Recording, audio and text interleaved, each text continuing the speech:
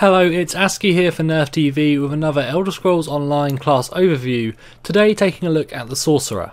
A spellcaster with a variety of options, the Sorcerer certainly fits into the classic mage archetype, but don't be surprised to see melee and tank sorcerers in Elder Scrolls Online as well as the more traditional ranged DPS.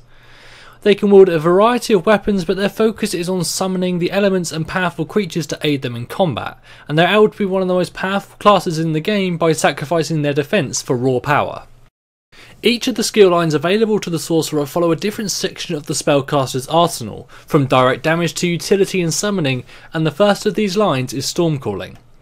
This will be the core of any offensive sorcerer's build. With its high damage skills, it also brings some utility to the table. This combination will make the Stormcaller very prominent in PvP.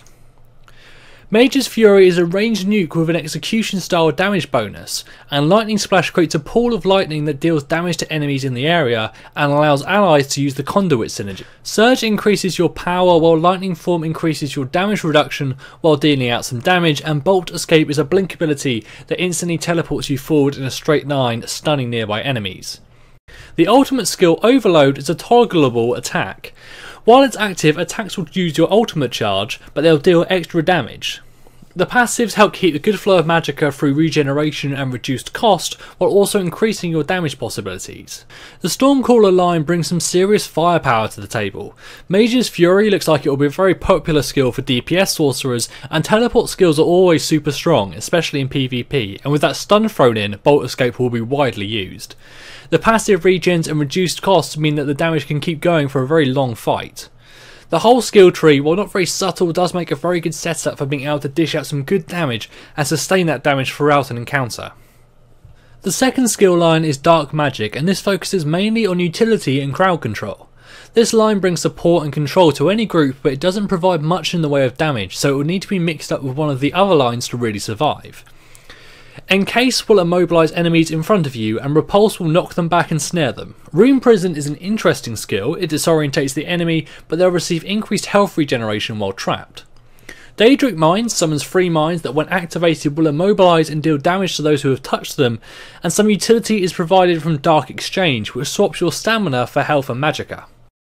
Negate Magic is the ultimate and one of the most powerful skills in the game. This will dispel any magic effects in the area and cause anyone casting a spell to be silenced and take additional damage.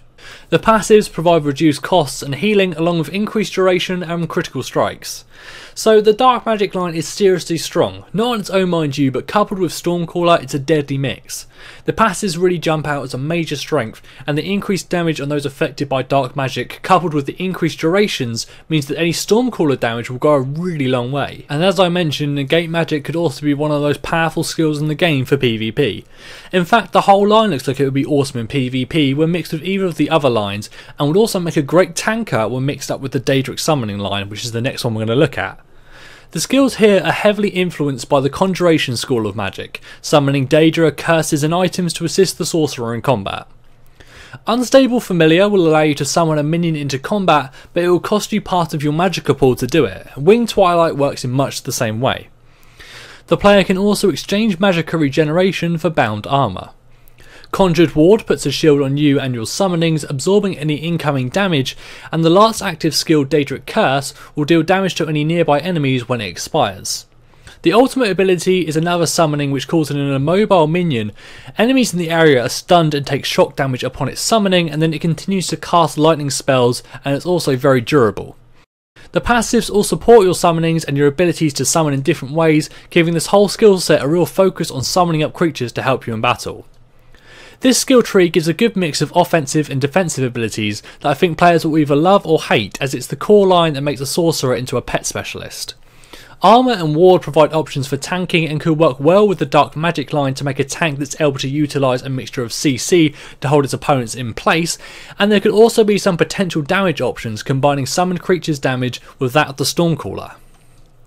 All in all, I think the Sorcerer will be very popular, mainly with the Stormcaller Dark Magic crossover builds, but I can see some people wanting a tanky pet summoner, or some players wanting to go for something that fits more into a hunter archetype and running a DPS Stormcaller summoner build.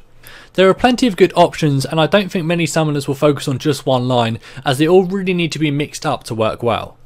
PvP is where the Sorcerer will really shine. Against the environment, I think it's just going to be focused more on DPS and some mild CC. I can't really see it tanking any better than a Dragon Knight, and it doesn't have much support or healing in its arsenal to do much else. But I can see it being a very effective backline nuke. Time will tell, but for now I've been ASCII and you've been watching NerfedTV. Don't forget to subscribe and let us know what you think. Thanks for watching.